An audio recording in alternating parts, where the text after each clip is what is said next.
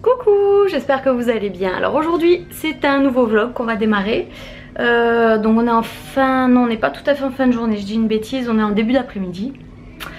On est en début d'après-midi donc c'est pas tout à fait une horaire à laquelle j'ai l'habitude de prendre la caméra. Bien souvent je la prends dès le matin pour que vous ayez la journée complète. Sauf que là je l'ai pas fait, j'ai pas eu le réflexe, je pensais pas que ça allait être une journée intéressante. Et finalement c'est pas une journée sans sas. Mais là j'ai eu l'idée de faire quelque chose d'assez sympa, donc c'est pour ça que je voulais vous en faire profiter. Et j'ai eu une idée, mon idée c'était de faire des hamburgers végétariens. Donc pour ça je me voyais faire, je sais pas trop encore, c'est assez flou. Mais peut-être faire un rosti au milieu, un rosti maison, faire mon pain hamburger moi-même. Et puis là je suis en train de préparer des petites choses avec des restes. C'est-à-dire que j'avais 4 figues, donc je fais un confit de figues pour manger avec du fromage dans le hamburger, du chèvre en général. Et je crois que je vais faire aussi un confit d'oignon rouge. Comme ça on aura les deux dans les hamburgers, voire 1 sur 2 avec la figue ou l'oignon rouge. Et comme c'est tout bête à faire, ça vous permettra d'avoir quelques idées si jamais vous voulez recycler vos fruits qui se font un peu vieux pour les consommer dans des circonstances un petit peu originales. Voilà, donc là tout bêtement ça commence comme ça, c'est-à-dire qu'on retire la peau des fruits et on commence à les couper en petits morceaux comme ceci. Après il vous faudra quoi? Il vous faudra de l'huile d'olive, il vous faudra du sucre, du vinaigre balsamique, une pincée de sel il me semble, et puis voilà, hein, pas plus. Donc là j'ai mis ma levure boulangère, celle-ci est sans gluten mais bon du gluten il va y en avoir, hein. Et une cuillère à café comme ça la bombée de sucre. Donc je préfère mélanger toujours à sec en premier. Ensuite je vais ajouter de la farine, peut-être 2 cuillères de farine. Et ensuite un petit peu d'eau tiède et on va laisser monter, ça nous fera un levain. Donc ici j'ai mis mon levain pas très loin d'une source chaude. Là on a ma casserole avec le sucre et le vinaigre balsamique. Il me reste qu'à verser les figues. Oups, pas évident avec une main. Donc là je mets mes figues et je vais rajouter une cuillère. Et là je vais ajouter une cuillère à café généreuse d'huile d'olive en mélangeant. Et puis vers la fin je salerai, je poivrerai et voilà. Une vingtaine de minutes sur feu doux et c'est pas plus compliqué. Donc pendant que les figues sont en train de se faire, là je vais m'occuper de cet énorme oignon rouge. Je vais juste garder une petite tranche parce que je sais que j'ai des concombres à faire, j'ai un concombre à faire pour dans la semaine. Donc tout le reste en fait ne va pas me servir cette semaine. Et voilà, je vais le recycler. Ah oui, je vais garder quelques tranches aussi pour mes hamburgers. Comme ça à la crue. Heureusement que j'y pense maintenant. Alors là-bas on a le levain qui est en train de travailler. Et ici on a le confit qui fait bien son job aussi. Et là j'ai lancé les oignons avec un peu d'huile d'olive pour faire le confit d'oignons. Essayez vraiment de profiter de ces saisons là comme l'été pour récolter justement les beaux oignons rouges. Bon après les oignons rouges je sais pas trop si c'est de saison ou pas, mais il me semble que les oignons en été, des variétés comme cela c'est la pleine période. Les figues aussi, bon les figues normalement c'est plus septembre je crois. Il y a les abricots par exemple, vous voyez, n'hésitez pas à vous faire des confits comme ça parce qu'au moins pour les fêtes, vous avez vos petits bocaux. Vous pouvez même faire de tout petits bocaux, hein, seulement juste histoire de, vraiment que pour les fêtes. Et comme ça, vous avez un peu de choix quoi. Figues, ça passe très bien avec le foie gras pour ceux qui en mangent et le fromage. Pareil pour le chutney un peu d'abricot, vous pouvez le faire avec de la mangue, avec tout ce qui est très sucré en fait. Alors là on en arrive au stade où il n'y a quasiment plus de vinaigre balsamique, il s'est tout évaporé. Donc vous voyez ça fait une texture un peu crème. Vous le voyez de toute façon hein, quand la préparation est plus liquide. Et quand on en arrive à là, on peut directement mettre dans un pot. Voilà. Donc moi ça va être pour consommer dans l'immédiat. C'est pour ça que je ne vais pas avoir besoin de stériliser mes pots. Mais par contre si vous comptez garder ça pendant des mois, je vous conseille réellement de stériliser correctement. Mon dieu, mais ce confit de figues, je viens de le goûter, il a un goût de malade. C'est tout bête à faire et c'est délicieux. Franchement terrible. Regardez-moi ça comme il est joli. Bon, vous avez vu que là il a bien monté, donc je vais le renourrir un peu au sucre. C'est un peu ça le principe du levain. Hop. On lui redonne un peu à manger. Voilà. Gentiment. Alors pour éviter d'avoir un pain un peu triste, étant donné que je n'ai plus ni basilic ni origan, on va partir sur quelque chose un petit peu indien, un petit peu oriental, je sais pas trop. J'ai fait un mélange que j'emploie assez souvent quand je fais un couscous ou quand je veux faire tout simplement une shorba. Donc j'ai mis du poivre, j'ai mis de la cannelle, du curcuma, du gingembre, de la coriandre en poudre et voilà. Ah oui, et du cumin en graines parce que j'ai que ça et que je trouve que c'est un peu plus intéressant. Donc hop, je mets ça dans ma pâte. Voilà, j'ai fait mes petits pains hamburger. Alors au départ je voulais en faire des gros. Puis c'est vrai que c'est compliqué à manger, donc je pense que là pour picorer ça peut être pas mal. C'est déjà en train de lever. Je sais pas si on le voit, on dirait un macaron. Un Oreo même, recouvert là, vous savez. Donc voilà, ben, je vais les laisser tranquillement faire ce qu'ils ont à faire. Je vais juste les bomber d'un peu d'huile d'olive. Comme ça, ben, j'ai plus à m'en occuper. Ils seront prêts à enfourner par après. Du coup j'ai un petit peu fait la gourmande, j'ai rajouté du fromage râpé sur le dessus des buns. Comme ça quand ils vont lever, le fromage va bien s'incorporer. Puis comme il fait assez chaud ici là pour la pousse, c'est impeccable. Là ils ont déjà pris un peu plus de volume, donc je vais très gentiment les laisser continuer ce qu'ils ont déjà à faire. J'ai réalisé que j'avais plus de bûches de chèvre, donc c'est vrai que la base de cette recette c'était vraiment de partir sur de la chèvre. Par contre j'ai 3 autres fromages, j'ai du Saint-Marcelin, de la Brique. Et là d'un coup j'ai un doute. Saint-Marcelin, Brique. Et ça c'est quoi ça? Du Saint-Félicien, voilà. Donc en réalité je suis pas tant embêtée que ça quoi. Il me reste du fromage, c'est que je pensais que je n'en avais pas. Donc on va faire ça. Et on va faire les rostis aussi. Donc pour les rostis, il va falloir râper la pomme de terre, bien l'essorer pour pas qu'elle garde trop d'eau non plus, parce que la pomme de terre c'est plein d'eau. Bien l'essorer, pas la rincer parce qu'on va se servir justement de l'amidon qui est à l'intérieur pour que ça colmate bien. Un rosti de toute façon c'est que de la pomme de terre râpée, pressée, bien tassée. Et bien sûr salée, poivrée. Voilà, il y en a qui mettent aussi de l'oignon râpé dedans. Moi je vais pas le faire étant donné que je vais déjà mettre de l'oignon confit et des couches d'oignon cru. Donc je pense que ça ira au niveau quota oignon. Et je voulais mettre aussi peut-être de la tomate, mais le problème c'est que les tomates que j'ai c'est des variétés anciennes qui se mangent plutôt en salade. Et en plus de ça, déjà que le hamburger en soi c'est très difficile à manger proprement. Si je rajoute un truc qui coule comme ça, je m'en sors pas quoi. Donc on va se contenter simplement de mettre la petite galette de rosti, la tranchette de fromage, les assaisonnements là, les confits de figues et puis confits d'oignons rouges.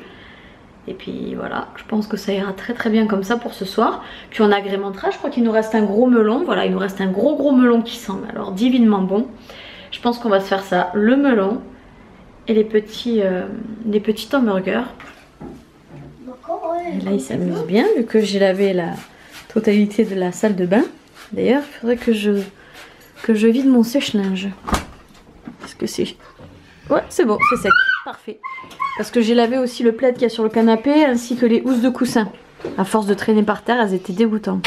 Voilà, maintenant j'estime que j'en ai un petit peu assez fait. J'avais pas envie de me ressalir les mains. Ouais, c'est peut-être bête, mais j'avais pas envie. Donc j'ai demandé à David qui s'occupe des pommes de terre, qui m'enlève la peau. Puis après, il va falloir qu'il me les râpe ici, très finement, pour que ça cuise bien.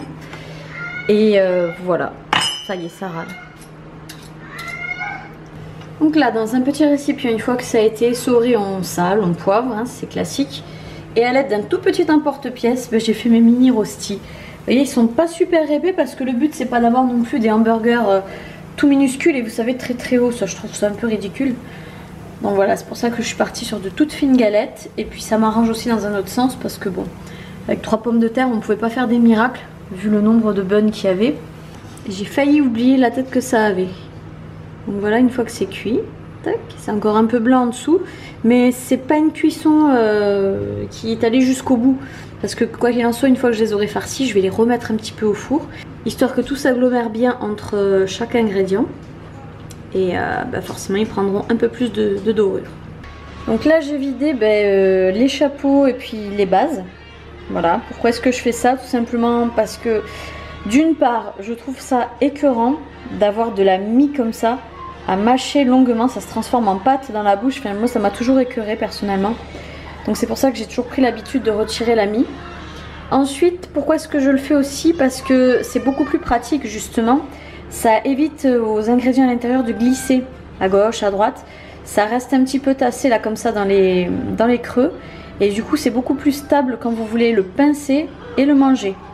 Bon, je vais quand même rajouter un cure-dent au milieu pour stabiliser tout ça, mais si vous l'avez encore jamais essayé, essayez-le, vous verrez bien, ça fait vraiment toute la différence. Alors je vais vous montrer comment je farcis. Là on va faire un à l'oignon, du coup hop, alors je prends une belle cuillère d'oignon que je mets dans le socle en bas, dans la base du hamburger. Bon, une main c'est pas ce qu'il y a de plus simple, on va dire. Le but c'est vraiment de bien le garnir. Voilà. Ensuite tout bêtement un bout de fromage puis un deuxième. Ensuite je mets le petit rosti et je referme. Voilà, avec le petit pic qui maintient le mini hamburger. Et là hop, je fais celui maintenant au confit de figue. Vous voyez la texture, ça ressemble vraiment à une confiture, hein. C'est quasiment ça. Donc on met une couche de figue, ensuite comme tout à l'heure, fromage, voilà.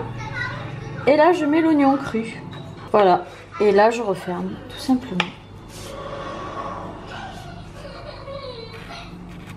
Bon ben voilà, je crois que j'ai mérité un petit peu de repos, parce que entre la grosseur de ménage et tout ce que j'ai préparé maison, je suis un peu fatiguée.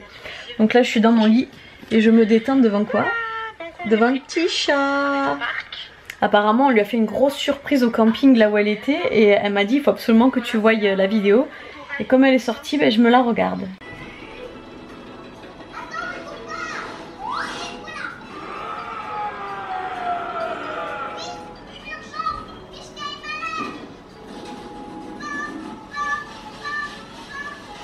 C'est bon, c'est la dernière ligne droite. Donc là je sais pas si ça se voit, mais si ça se voit.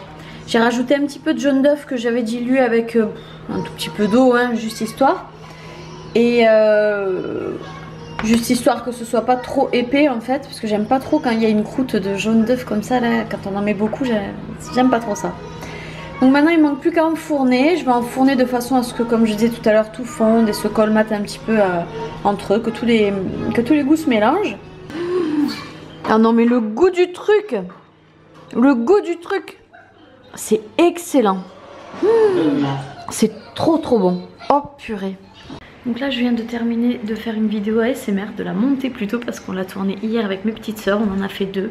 Donc je sais pas encore si les 2 vont sortir, si elles sont bien, enfin elles ont l'air d'être bien, mais on verra bien. Donc là il y en a une qui sort ce soir c'est sûr. Et là maintenant on a couché Poupie, il est 9h30. Et ben, on va faire une petite partie de jeu avec Aaron avant que ce soit son tour. Donc voilà, le jeu de ce soir ce serait une partie d'échecs. Donc il en est très fier. Parce que c'est un jeu d'échecs qui est en marbre. On voit pas tous les détails. Bon bref. C'est un jeu qui est en marbre et que j'avais déniché sur Le Bon Coin pour une vingtaine d'euros. 25 € je crois. Mais bon c'est un jeu quand même assez un peu antique. Peut-être même de collection, j'en sais rien. Mais en tout cas il est magnifique. Alors comme d'habitude en ce moment je suis en train de regarder avec David Game of Thrones. Là on en est à la saison 3 déjà. Oh, il me dit saison 3. Mais purée, je les ai pas vus passer. Non, il est grand lui. Oh mon Dieu, le géant. Ouais. Donc du coup on regarde ça. Et ben, j'ai sorti mon matériel de Fimo. Parce que j'ai envie de faire des petites glaces. Et ben, je vais faire ça en regardant. Il y en a qui vont se dire non mais attends t'es folle, tu regardes pas la série du coup si t'es en train de faire une activité. Ben, au risque de vous surprendre, je suis capable de faire plusieurs choses en même temps. Coucou, alors on est le lendemain. Là aujourd'hui on est en train encore une fois de préparer de la bouffe, hein. Je pense que je vais vous faire vraiment un vlog axé nourriture je crois. On va faire une quiche Lorraine. C'est pas quelque chose que je réalise très souvent. Et c'est pas non plus quelque chose que je réalise en été. Mais là il y a mes parents qui sont partis en vacances. Du coup ils m'ont donné du beurre, ils m'ont donné de la crème fraîche, plein d'ingrédients que j'utilise pas et que j'achète pas. Et comme j'ai pas envie de gaspiller, et comme j'ai pas envie de faire du gaspillage, je vais les recycler en quiche Lorraine. Donc là on est en train de se lancer dans la pâte brisée. J'ai un petit assistant qui est juste ici, qui va m'aider. Et on croise les doigts pour qu'elle soit quand même réussie. Donc là je viens de laisser la pâte reposer pendant 40 minutes à peu près au frigo, c'est largement suffisant. Une demi-heure, hein, ça fait l'affaire. Donc là maintenant je vais l'étaler complètement et la mettre avec toi et la mettre dans le moule. Voilà, je l'ai toute recouverte. Enfin, je l'ai bien plaquée dans le moule. Regardez au niveau de l'épaisseur. Attendez, on va prendre un bord ici. Il y a, je dirais, 4 mm. Ouais, 4 mm environ. Donc là maintenant je vais venir la faire cuire à blanc avec un petit pois dessus pour pas qu'elle se déforme. Et elle sera prête à garnir après. Et puis voilà, je pense que pour ce soir ce sera bon. Et voilà, elle est toute cuite et franchement j'en suis mais vraiment contente. C'est con ce que je vais dire, mais je trouve qu'elle ressemble aux quiches qu'il y a à Carrefour. Vous savez, les congelées là, elles ont, comment dire, la dorure en fait qu'il y a sur le dessus est assez régulier comme ici. Bon là c'est parce que ça a cuit en chaleur tournante. Et je suis très heureuse aussi de la texture de la pâte. Et voilà. Donc là elle est démoulée et franchement elle est belle quoi. J'ai qu'une envie en fait, c'est de la couper pour voir comment elle est à l'intérieur. Mais je pense que elle est tiède, mais je vais être patiente. Hein? Canon. Elle est super belle. Tu veux voir une part? Non mais... Regardez-moi ça comme c'est joli. Waouh, vas-y goûte. C'est toujours un mâchoire qui craque toi comme tu manges. Qu'est-ce qu'il y a? Il y a des boîtes. Elle est bonne? En trop. Assez salée et tout?